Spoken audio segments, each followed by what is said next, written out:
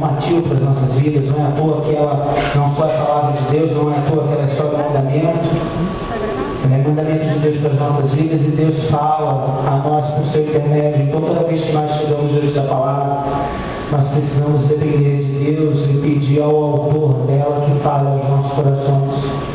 E como tem sido raro, obrigado, meu pastor, momentos em que antes de abrirmos a Bíblia, nós dobramos os nossos joelhos ou nos colocamos em contrição e pedimos ao Senhor, Senhor, fala ao meu coração, porque a tua palavra está aqui, o Deus da palavra habita dentro de mim e o Senhor tem um plano para a minha vida. E essa deveria ser sempre a nossa reação diante da palavra do Senhor. E mais, não é só a convicção de que precisamos do Senhor para nos dar um entendimento, para entendermos a palavra de Deus. Isso está lá em 1 Coríntios 2,14, que as coisas espirituais se discernem espiritualmente.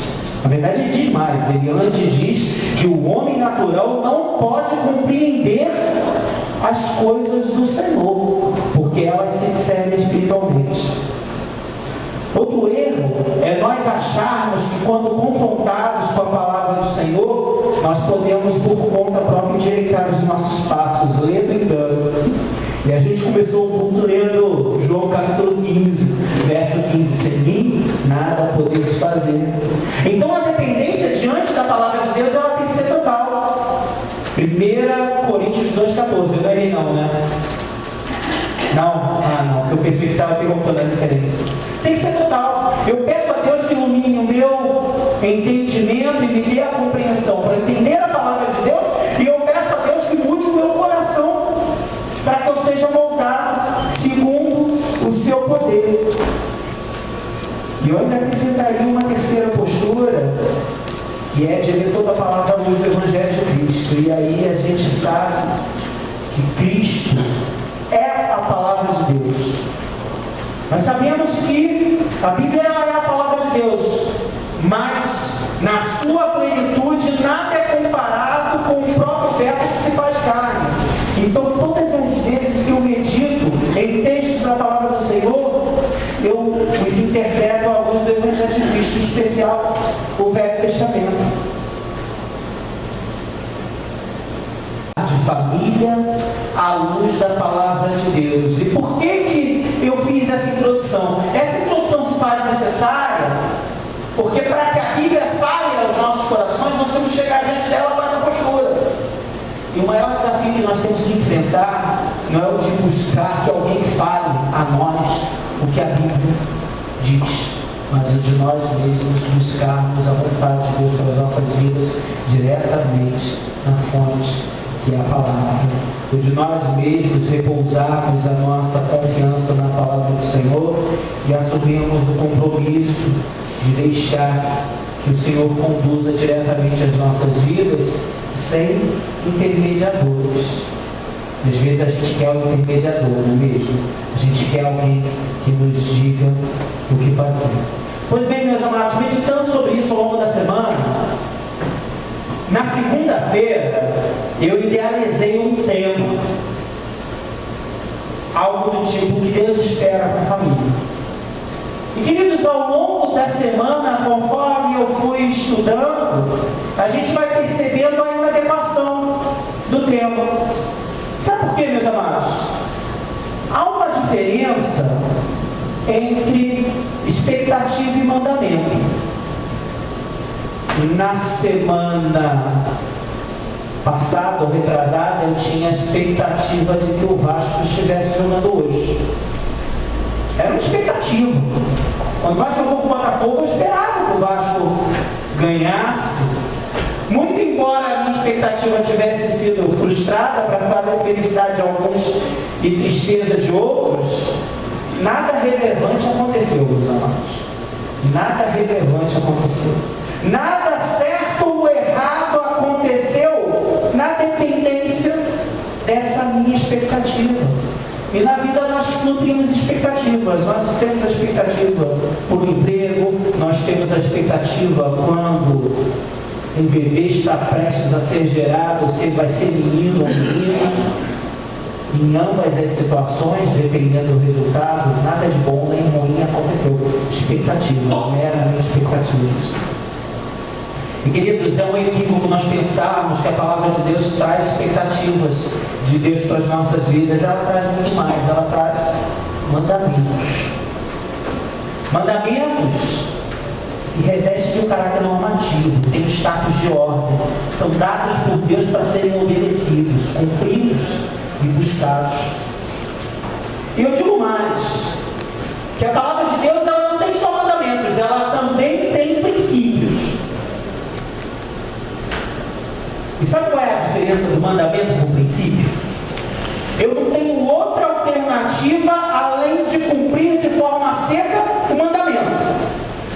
Não matar dispensa maiores explicações, concordam comigo? Não matar é não matar. Agora, cumprir o princípio dado por Jesus de amar o seu próximo como a ti mesmo é muito mais difícil, muito mais profundo, muito mais complexo do que o mandamento em si de não matar. Aí quando nós pensamos em família, se nós meditarmos apenas nos mandamentos, nós pensaremos, poxa, lá em Moisés tem um texto que fala do divórcio, e esse texto me dá permissão para, se eu fizer tudo às claras, de forma correta, segundo a lei dos homens, ou seja, eu dou lá uma carta, que nos tempos atuais se chama certidão de divórcio, está tudo resolvido, eu posso fazer isso. E aí quando a gente pensa em princípios, a gente vê Jesus Cristo falando que não era assim desde o princípio, que esse não era o propósito inicial do Senhor, mas quando Deus olha para homem e mulher, ele pensa o que Deus uniu, não separe o homem. O tema da minha mensagem nessa noite é princípios bíblicos para uma vida familiar, onde eu vou estar meditando um pouco tempo em 6 princípios que eu creio que devem nortear biblicamente uma família que enxerga esse texto como regra de fé e prática.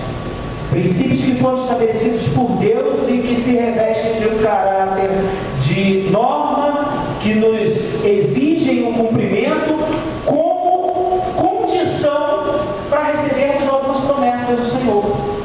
Dentre elas a promessa de vida abundante, dentre elas a promessa de experimentar a boa, agradável e perfeita vontade de Deus, dentre elas a promessa de experimentar a paz do Senhor que excede a todo entendimento.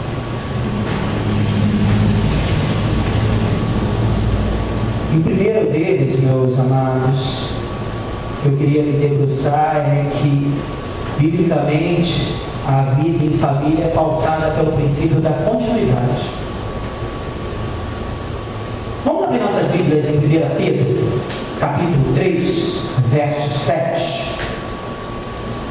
1 Pedro, capítulo 3, verso 7, nos diz o seguinte: igualmente vós, maridos, coabitai com suas mulheres com entendimento, dando honra a ela como um vaso mais fraco, como sendo vós seus co-herdeiros da graça da vida, para que não sejam impedidas as vossas orações. Ele sempre que pode cita esse texto para mim, dizendo, olha, se você não me tratar como deve, não ora, porque Deus não vai ouvir. Mas, queridos, esse texto, assim como outros, eu poderia citar Gênesis 1, eu citei esse texto com um propósito bem específico, a gente vai tratar conforme a gente for conversando. Ele nos ensina que laços familiares são permanentes. Queridos, existem laços que nós firmamos que são transitórios. Eu, quando entro no ônibus, eu não tenho a expectativa de encontrar o trocador dali para o resto da minha vida, muitas outras vezes.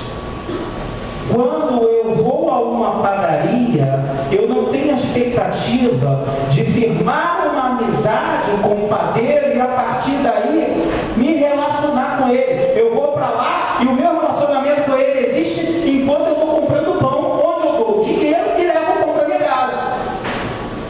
E eu só volto a me relacionar quando eu estiver no pão precisar comprar mais pão.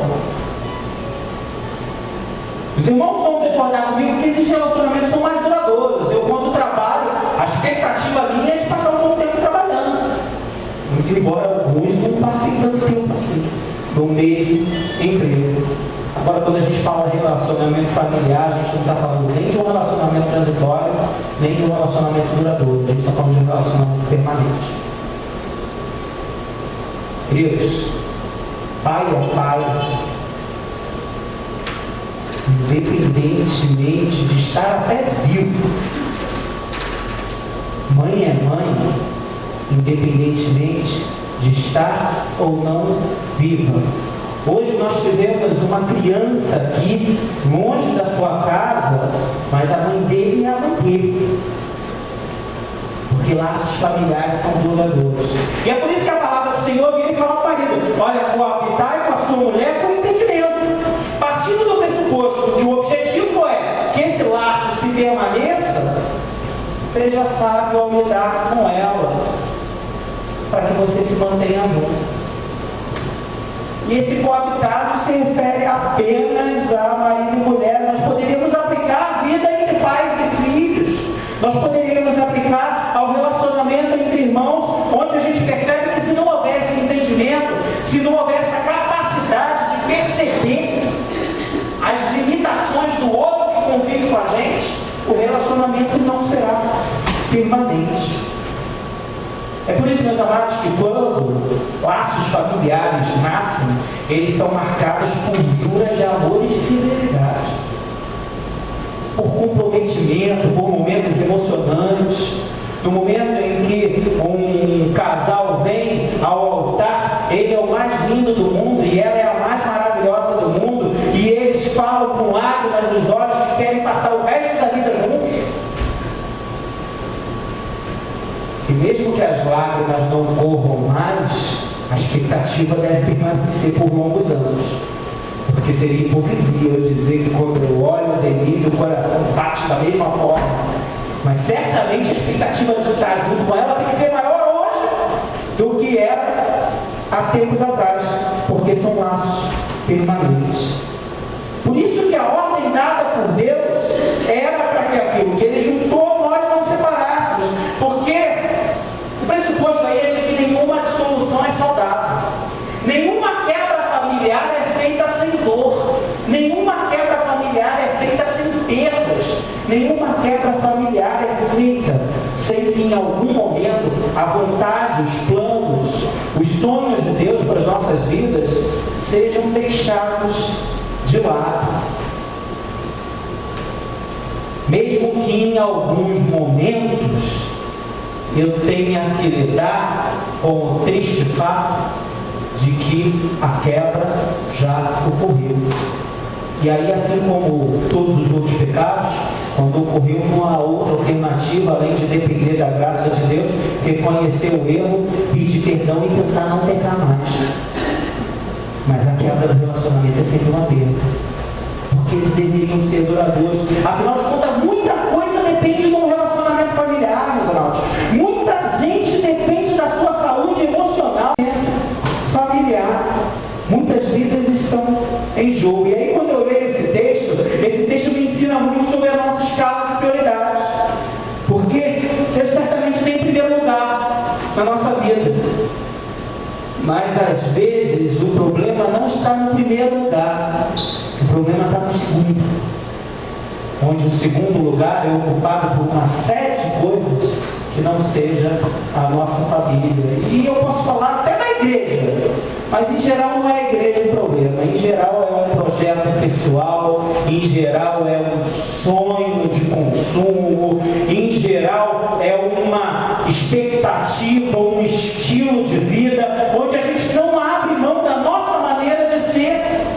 Enquanto a palavra de Deus diz, tenha sabedoria para viver com, tenha sabedoria para estar junto, porque o relacionamento familiar ele existe para continuar, para permanecer. Temos pagado um preço muito alto na nossa sociedade por conta de um momento em que a vida familiar é colocada em segundo plano.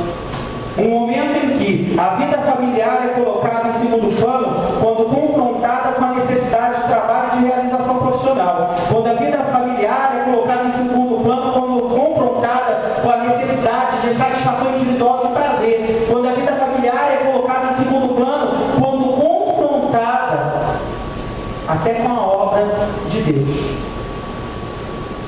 E quando eu penso na minha escala de prioridades, eu olho para trás e penso algumas coisas. Quando eu tinha meus 17 anos de idade, meus amados, eu tinha o direito, se fosse dado pelo meu pai, é lógico, de chegar em casa às 3 horas da manhã porque estava numa vigília na igreja, curtindo a presença do Senhor. Embora meu pai não gostasse muito, meu pai não era crente, achava que era meio fanático.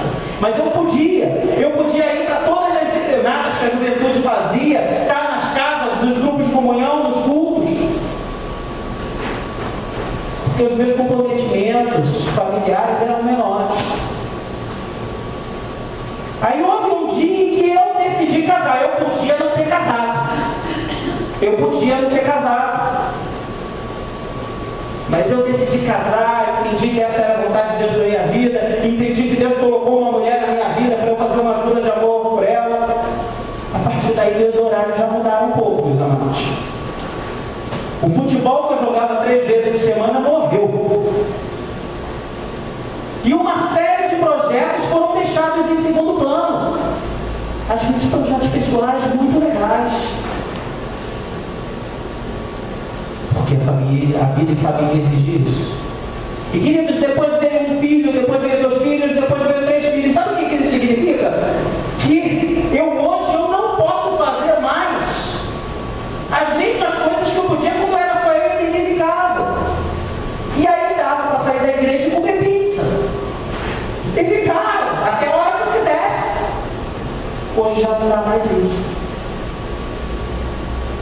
Essa é a realidade da vida em família, porque se ela existe para continuar, o meu compromisso com ela vem na frente de todos os outros. E se eu não consigo entender isso, saiba de uma coisa: alguém vai pagar a conta dentro da sua casa. Hoje de manhã, dia das mães, ontem Denise já tinha feito a comida do almoço. Então nós decidimos dar o café da manhã para ela. E demos um café da manhã digno de nota. Ovo mexido, pão, torrada com geleia.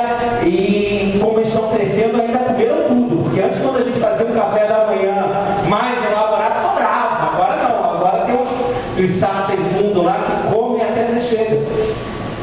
E depois eu fui lavar a louça. Gabriel foi passar o aspirador. Lucas foi guardar as coisas. E enquanto estava fazendo isso, eu estava pensando, já sabendo que a palavra ia ser sobre família, sobre como teria sido o Dia das Mães se minha esposa tivesse tido a incumbência de acordar e trocar as crianças, preparar o café da manhã, dar de amamentar a Isabela, lavar a louça, sair para a igreja e ainda me ouvir reclamando da hora. E muitas vezes é exatamente isso que acontece nas casas. Onde um faz tudo. A gente vai falar um pouco depois disso, mas a família existe para continuar, porque essa é a vontade de Deus, porque Deus estabeleceu laços assim, Deus estabeleceu laços duradouros, que seria o primeiro ambiente no qual o indivíduo ia se desenvolver. E aqui está a grande responsabilidade que justifica a continuidade da família. É no contexto da família que uma vida é gerada. É no contexto da família que um homem e uma mulher se tornam coautores da criação, a segundo o poder que foi dado por Deus, eles poderem gerar uma criança, uma vida, um indivíduo, um ser dotado de espírito, um ser dotado de um propósito eterno de ter um encontro com Deus. É no contexto da família que isso acontece. E queridos, quando a família é uma família doente, esse ser criado por Deus, cujo Filho do Senhor morreu na cruz pelos seus pecados, acaba morrendo porque nós não cuidamos dele como deveríamos. E a gente tem que pensar nisso. Queridos, há um segundo princípio que é o da união, que também está nesse texto, mas eu fiquei extasiado essa semana, meus amados, quando eu li Provérbios, fazendo a seguinte pesquisa. Eu fui na concordância em Provérbios e busquei em Provérbios todas as vezes que a palavra pai aparecia. E queridos, para minha surpresa, cada vez que pai aparece em Provérbios, mãe aparece também. E pode fazer um teste, o esboço vai aparecer amanhã na internet, mas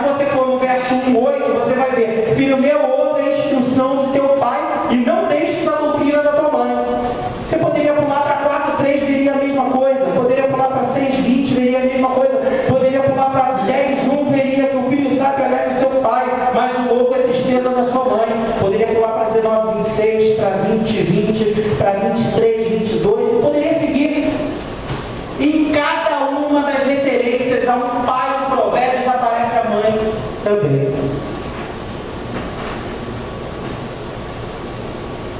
E quando eu percebi isso, eu fiquei pensando como lidar com a importância desse papel quando pai e mãe não estão mais juntos. E aqueles que, por conta, seja de uma separação, seja de uma perda, tiveram que lidar com essa realidade, sabem do que eu estou falando. Como é difícil a gente caminhar em família quando não há união. Quem é que vê aqueles programas da Super Nani, programas de adolescentes rebeldes? Quem é que vê de vez em quando esses documentários? Gente, são casas que Deus que me perdoe, mas dá até medo de entrar. Dá até medo de entrar. Porque o pau quebra o dia inteiro. As coisas mais surpreendentes acontecem dentro de uma casa. Porque é a falta de união. E união é um princípio bíblico. O primeiro compromisso teu é e sempre será com os domésticos na fé. E os domésticos na fé não são só os membros da sua igreja, são primeiramente os seus familiares, mesmo que não comunguem da mesma fé que você. Um filho não crente não deixa de ser filho. Uma esposa não crente não deixa de ser esposa. Viver em família é uma responsabilidade conjunta. Eu acho que não tem nada pior quando um abusa por dois. E é aí que a separação acontece. A separação ela nunca começa com uma decisão de dois. Às vezes, ela acontece após uma das pessoas estar por longos anos tentando viver por duas, até que ela literalmente chuta o balde e encerra a relação. Princípio da união. O terceiro princípio, meus amados, e agora eu penso em figuras e os princípios que a gente vai trabalhar tem a ver com a figura paterna, com a figura materna, com a figura dos filhos, é o princípio da proteção. A gente vive dizendo que o pai é o cabeça nessas épocas que a gente fala de família. Mas eu acho que a função mais bela de um pai é o de proteger a sua família. Abra sua Bíblia, por favor, em Romanos 15, 8. Olha só o que Romanos 15, 8 nos ensina. Digo, pois, que Jesus Cristo foi ministro da circuncisão por causa da verdade de Deus, para que confirmasse as promessas feitas aos pais. Os pais são aqueles que guardam a promessa de Deus na vida de seus filhos. Os pais são aqueles que são responsáveis por dar a continuidade. A palavra, a obra e vontade de Deus. É por isso que Paulo falou aos Gálatas certa vez que ele se excedeu a muitos na obediência da tradição de seus pais. E a gente aprende que isso não é e jamais será feito na base do chicote. Porque a gente tem Efésios e Colossenses, meus amados. Efésios e Colossenses, quando fala de família, fala exatamente as mesmas coisas. Eu pego Colossenses 3:1 e tenho o seguinte: vós pais não irriteis a vossos filhos para que não percam ânimo. Aí eu pulo para Efésios 6:4 em Colossenses 3:21.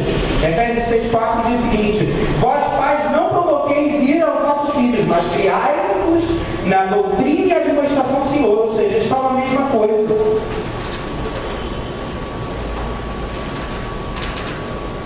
Como precisamos depender de Deus para continuar propagando no contexto da nossa família as promessas de Deus, sem que eles percam o ânimo, sem que eles percam a alegria. E eu acho que isso tem acontecido nos meios familiares, porque nós só pensamos no pai sob a perspectiva de disciplina, mas esquecemos que pai é o que gera e o que se envolve. Paulo, em 1 Coríntios, no capítulo 4, ele diz o seguinte: porque, ainda que tivesses, capítulo 4, verso 15, 1000 aivos, e o que era o aivo? Era a pessoa responsável pela educação de um nobre. Em Cristo, vocês não têm, contudo, muitos pais, e eu vos gerei em Cristo Jesus. Queridos, o pai é aquele que gera, o pai é aquele que se envolve, o pai é aquele que participa. Nós não podemos pensar que a vida de nossos filhos, por mais singela que seja, ela é de menor importância. Não faça isso, porque se você fizer isso, você está matando teu filho. Você está matando teu filho por causa da sua omissão, por causa da sua negligência.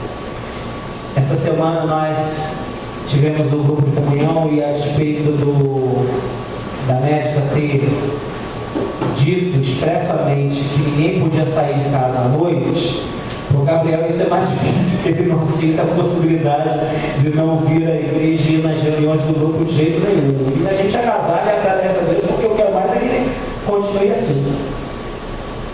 Mas quando a gente chegou em casa e estacionou o carro na garagem, ele estava brincando com uma balista que antes eu fui comprar com ele um tal de nisso e comer uma empada de chocolate. E aí no caminho eu falei, Gabriel, não brinca com isso aqui, esse troço vai soltar uma peça, vai cair no escuro, você vai perder. E aí estacionamos o carro, o que aconteceu? Ele disparou um negócio elástico, desapareceu. Eu falei, meu filho, como seria bom se vocês ouvissem os nossos conselhos, mas fui lá procurar, porque eu sabia que ele ia ficar com o coração partido se eu baixasse. E aí fiquei um bom tempo com a luzinha do celular tentando descobrir onde é que estava lá, até que achei. Achei, entreguei a ele e ele veio com a seguinte pérola para mim. Como eu fiquei feliz na hora quando ele falou: eu adoro isso em você. Eu perguntei o quê? O que você adora? Ah, que você faz de tudo para todo mundo ficar feliz. E poxa, como é bom você. Eu só espero que daqui a 5 anos ele continue achando isso. Mas hoje ele acha. E eu, poxa, eu ganhei um dia com isso. Porque a gente tem que se envolver. Quando a gente se envolve, a retribuição é muito maior do que o investimento dado. Na verdade, quando nós percebemos que pais são aqueles que entesouram os seus filhos e não o inverso, e Paulo falou isso no momento em que ele se dedicava à igreja de Coríntios, em 2 Coríntios capítulo 2, 14, ele diz o seguinte: eis aqui estou pronto para pela terceira vez ir ter com vocês e não vos serei pesado, pois busco o que é vosso, não busco o que é vosso, mas sim a vós, porque não devem os filhos entesourar os pais, mas os pais para os filhos. É impressionante, foi uma pena Paulo não ter tido filhos, porque é impressionante como é que ele sabia o que era ser pai. Ele aprendeu o que era ser pai ministrando, evangelizando e fazendo a obra de Deus. E aí quando a gente pensa nesse envolvimento, eu vou até inverter, que na verdade eu ia falar do cuidado, e eu queria lembrar que o grande papel dos filhos na vida familiar não é o de obedecer, mas é o de auxiliar. É o de auxiliar. O filho apoia, o filho ajuda. E aí a gente vê o Salmo 127 dizendo que os filhos são herança do Senhor. E no final ele diz o seguinte: como flechas na mão do Senhor são os filhos, e bem-aventurado é aquele que enche deles a sua aljava. É maravilhoso a gente ver que à medida que a gente vai crescendo, envelhecendo e diminuindo as nossas forças, os filhos vão gradativamente assumindo um papel que antes era ocupado por nós. Em épocas mais conservadoras, uma mãe ensinava sua filha uma série de afazeres domésticos. E lá em casa, como a mãe teve 3 filhos, ela ensinava os 3 homens a fazer. Tinha uma escala. Um dia a gente lavava o banheiro, no outro dia a gente lavava a louça, no outro dia a gente passava a aspirador na casa, e aí a gente se não fizesse. E filhos precisam ajudar, e se nós não trabalharmos juntos, as coisas não acontecem. E aí a gente percebe o quanto a família pode ser um instrumento de bênção na vida das pessoas. Porque a gente se envolve e a gente recebe, a gente ama e recebe amor de volta, e a vontade de Deus vai se estabelecendo. vontade de Deus vai se estabelecer. Ainda finalizando essa necessidade de proteção, eu queria só pontuar um limite a esse papel paterno. Pode saber que os pais são falhos e eles não são donos da verdade. Amados, Paulo, ele diz aos Gálatas, no capítulo 1, verso 18, o seguinte: sabendo que não foi com coisas corruptíveis como prata ou ouro que fostes resgatados da vossa vã maneira de viver, que por tradição recebestes de nossos pais. O legado que nós podemos receber de nossos pais nem sempre é o melhor. E aí vem a importância de lembrarmos que a palavra de Deus sim é regra de fé e prática. Existem coisas no nosso contexto, na nossa vida familiar, que precisam ser deixadas de lado, por contrárias à vontade de Deus.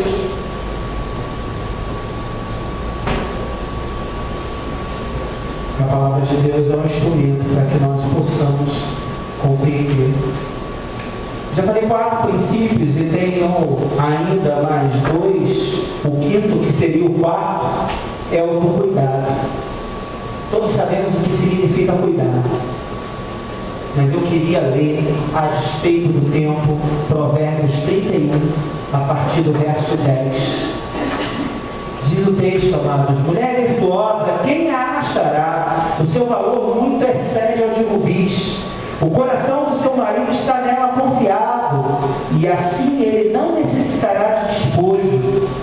Ela só lhe faz bem e não mal todos os dias da vida. Busca lã e linho e trabalha de boa vontade com suas mãos. Como um navio mercante, ela traz de longe o seu pão. Levanta-se mesmo à noite para dar de comer aos seus da casa e distribuir tarefa aos servos. Examina uma propriedade e adquire, planta uma vinha com o fruto de suas mãos. Cinge os seus lombos de força e fortalece os seus braços. Vê que é boa a sua mercadoria e a sua lâmpada não se apaga de noite. Estende as suas mãos ao fuso e as suas mãos pegam na roca. Abre a sua mão ao pobre, estende as suas mãos aos necessitados. Não tenha neve na sua casa, porque toda a sua família está vestida. Faz para si cobertas de tapeçaria, seu vestido é de seda e púrpura. Seu marido é conhecido nas portas e assenta-se entre os juízes da terra. Faz panos de linho e vende-os e entrega 5 aos mercadores. Força e honra são seu vestido, e se alegrará com o dia do futuro. Abre a sua boca com sabedoria, e a lei da beneficência está na sua língua. Ela está atenta ao andamento da casa, e não come o pão da preguiça. Levantam-se seus filhos e chamam-na bem-aventurada. Seu marido também, ele é louco. Muitas filhas têm procedido virtuosamente, mas tu, de todas, és a mais excelente. E aqui a gente precisava falar isso para essa geração nova, que está muito importante essa aparência. Enganosa é a beleza e vã é a formosura, mas a mulher que teme ao Senhor, essa sim será louvada. Dá-lhe do fruto de suas mãos e deixe o seu próprio trabalho louvá-lo às portas. Amados, é por isso que a boa mãe, ela é mãe de todo mundo. A boa mãe é mãe de todo mundo. E eu vejo isso até na palavra de Deus. Abre sua Bíblia em Romanos, capítulo 16, verso 13. Olha só o que Paulo fala. Saudai a Rufo, eleito do Senhor, e a sua mãe e minha também. Paulo olha para a mãe de um dos irmãos da igreja de Roma e diz: saudem a ela, que é mãe de Rufo, mas é minha também. Eu fico pensando o que esta senhora fez por Paulo para ser considerada sua própria mãe. Eu posso imaginar, porque eu tenho algumas irmãs e é tão bom saber que eu não falo nem de um nome só, que eu posso considerar como minhas mães. Assim como foi extraordinário no momento em que eu mais precisei de apoio na minha vida cristã, eu sabia que eu tive pais na fé que exerceram um apoio incomparável e que não pode ser mensurado na minha vida. A mãe cuida, meus amados. E essa é talvez a maior das sementes que pode ser plantada no coração de um homem. A gente está pensando entre os jovens a estudar a vida de Timóteo. E Paulo se dirige a Timóteo da seguinte forma: trazendo a memória da fé não fingida que em ti há, a qual habitou primeiro em tua avó Lóide e em tua mãe Eunice, estou bem certo de que habita em ti. Eu creio que é muito difícil de uma mãe de fé, zelosa para os seus filhos, cuidadora por excelência, de ver os seus filhos se desviarem. E somos as mães aqui presentes, a de continuar zelando os seus filhos e filhas, para que eles possam continuar nos caminhos do Senhor. E para finalizar, meus amados, eu queria falar do princípio do temor. E temor é muito mais do que obediência. Obediência pode ser considerada um mandamento, mas temor é um princípio. Temor é um princípio porque ele ganha contornos de respeito que vão muito além de cumprir ou não cumprir determinados mandamentos que nos são trazidos. E, queridos, Deus nos chama a respeitarmos aos nossos familiares, especialmente aos nossos pais. Eu penso que filhos devem obedecer por respeito. Eu penso que o respeito deve ser devotado não só a pais, mas a anciãos e a todos aqueles que, por qualquer que seja a razão, precisam ser reconhecidos como pessoas que têm mais experiência que você. Paulo vira um pastor a Timóteo e diz o seguinte em 1 Timóteo 5:1: não repreendas asperamente aos anciãos, mas admoesta-os como a paz, e aos jovens como a irmãs. Temor e respeito são princípios que têm faltado à família moderna. A família moderna horizontalizou as relações de uma tal forma que um filho pensa que pode se dirigir aos seus avós como se fossem seus coleguinhas de escola. Queridos, isso não é bíblico, isso não é compatível com a vontade de Deus, isso não traz crescimento para a família, isso não traz edificação. Isso talvez seja o motivo pelo qual nós não podemos mais, como pais, orientar os nossos filhos. Nós temos que conversar com eles para que eles se convençam de qual seria o caminho certo a tomar. Grande falácia. Pais orientam, pais disciplinam, com amor, mas disciplinam. Filhos respeitam, mães cuidam. E pais sempre protegem. Isso é a família bíblica.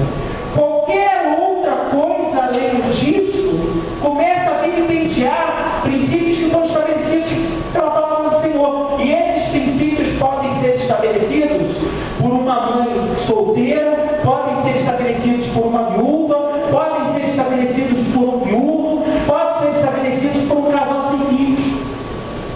Porque princípios precisam ser observados independentemente do contexto. Eu encerro a mensagem dessa noite lembrando de João 15:15: sem mim nada podeis fazer. É dobrando os nossos joelhos que a gente faz da nossa família um instrumento verdadeiro da vontade de Deus, um instrumento vivo da mão de um Deus que é todo poderoso. E se há algum apelo a ser feito, é para que você se sinta constrangido, não a vir à frente nessa noite, mas a conversar com a sua esposa sobre a mensagem, a conversar com o marido sobre essa mensagem, a conversar com seus filhos, a conversar com seus irmãos e tentar aplicar no contexto da sua casa. Esse é o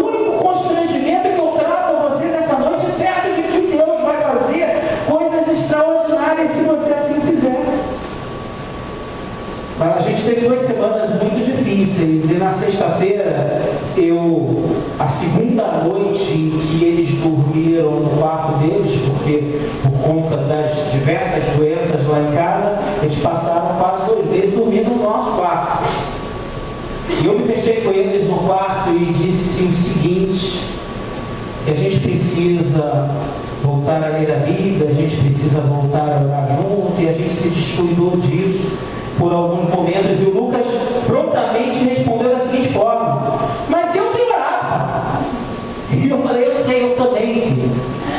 Eu também oro toda noite, fica tranquilo. Mas a gente tem que orar junto, porque nós somos uma família. Nós temos que orar junto, porque nós somos uma família. Se há algum desafio a ser feito, é para que você, antes de encerrar sua noite, você olhe nos olhos do teu familiar e ore com ele. E ao final, faça como fazemos sempre lá em casa: eu amo vocês, meus filhos, que Deus lhes abençoe, que Deus lhes dê uma boa noite. Oramos juntos e afirmamos os nossos votos e lembramos que Deus trabalhou para que estivéssemos juntos. Deus escreveu isso. Amém? Se vamos ficar de pé, eu queria orar pelas famílias aqui representadas. E eu vou estar colocando todas as nossas famílias no altar do Senhor. E a minha oração é para que a palavra do Senhor não volte vazia, e para que você vença o comodismo que te leva a conduzir a tua vida familiar da maneira que você tem conduzido, reivindicando princípios bíblicos, considerando a possibilidade de abrir relações, partindo do pressuposto que seus propósitos pessoais são mais importantes do que os projetos de toda a sua família, negligenciando a responsabilidade de cuidado, proteção, negligenciando o comprometimento e a promessa afirmada de que a ajuda seria mútua. Se algum desses princípios tem sido vilipendiado na sua vida familiar, saiba que nesse aspecto você tem que se afastar do Senhor. E Deus te chama nessa noite. Pai, nós louvamos ao Senhor pela tua palavra e pedimos humildemente que o Senhor tome nossas famílias em teu altar nessa noite. Senhor, sabemos que viver por princípios é muito mais difícil do que viver por mandamentos. Sabemos, ó Deus, que podemos passar a vida toda casados com a mesma esposa e ainda ter uma família que biblicamente não obedece aos princípios estabelecidos pela sua palavra. Por isso eu te peço em nome de Jesus que o Senhor abençoe cada família aqui representada e opere nos lares, nos nossos lares, de uma forma sobrenatural, de maneira a produzir não só o desejo de que continuemos unidos formalmente, mas que as nossas relações, pelo poder do Teu Espírito Santo, sejam permeadas à disposição para proteger, à disposição para cuidar, à disposição para ajudar, e um profundo respeito que só pode ser gerado por um amor que os céus é derramado em nossos corações. Faça esse milagre, Pai, na vida de cada família aqui representada. Esse é o meu clamor, onde eu peço que o Teu Espírito esteja a tocar os corações e o Senhor esteja a constranger e a convencer o seu povo acerca da necessidade de colocar tais princípios em prática, para que nós possamos garantir não só a sobrevivência das nossas famílias, mas o ambiente necessário a que tua graça continue a se manifestar debaixo do nosso teto, pois nós não queremos apenas sobreviver,